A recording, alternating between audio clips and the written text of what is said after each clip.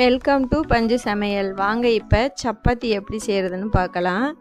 நான் 1/4 கிலோ மாவு எடுத்திருக்கேங்க. 1/4 கிலோ மாவு 250 கிராம் எடுத்திருக்கேங்க. அதுக்கு தேவையான உப்பு சேர்த்துக்கோங்க. நான் 1.5 ஸ்பூன் சால்ட்டு சேர்த்துருக்கேன். கொஞ்சம் நல்லா ஒரு 2 ஸ்பூன் எண்ணெய் சேர்த்துக்கோங்க. நம்ம வீட்டில் எண்ணெய் யூஸ் பண்ணுறோமோ அந்த எண்ணெயை சேர்த்து நல்லா இந்த மாதிரி பிசைஞ்சுக்குங்க. நல்லா பிசைஞ்சு ஒரு 5 நிமிஷம் சென்று தண்ணி சேர்த்து கொஞ்சம் கொஞ்சமாக தண்ணி தெளித்து நல்லா மாவை பிசைஞ்சுக்குங்க. பிசைஞ்சிட்டு அப்படியே ஒரு மூடி போட்டு ஒரு 10 நிமிஷம் அப்படியே மூடி வச்சுருங்க. 10 நிமிஷம் இல்லை ஒரு 1/4 மணி நேரம் அப்படியே வச்சுருங்க.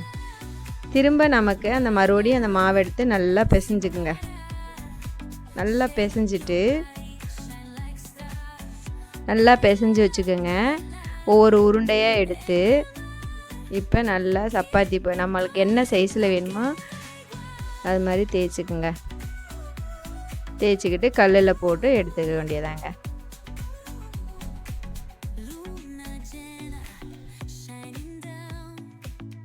இந்த மாதிரி நல்லா தேய்ச்சிடுங்க. தேய்ச்சிட்டு ஒவ்வொன்றா போட்டு எடுத்துக்கோங்க. தோசைக்கல்லில் போட்டு எடுத்துக்கோங்க. நமக்கு தேவைன்னா எண்ணெய் சேர்த்துக்குங்க, இல்லைன்னா வேண்டாம். நான் லைட்டாக எண்ணெய் சேர்த்துக்கிறேங்க.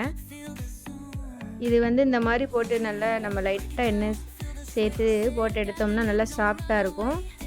1 நாள் 2 நாள் கையோடு இருக்கும். அப்படியே சூப்பராக இருக்குங்க. செஞ்சு பாருங்கள். அவ்வளோதாங்க, சப்பாத்தி ரெடிங்க. செஞ்சு பாருங்கள். பிடிச்சிருந்தா லைக் பண்ணுங்கள், சப்ஸ்கிரைப் பண்ணுங்கள். ஓகே பாய், தேங்க்யூங்க. உங்கள் ஃப்ரெண்ட்ஸ்க்கு யாருக்கா சப்பாத்தி செய்ய தெரியலன்னா ஷேர் பண்ணி விடுங்க. ஓகேங்க, பாய், தேங்க்யூ.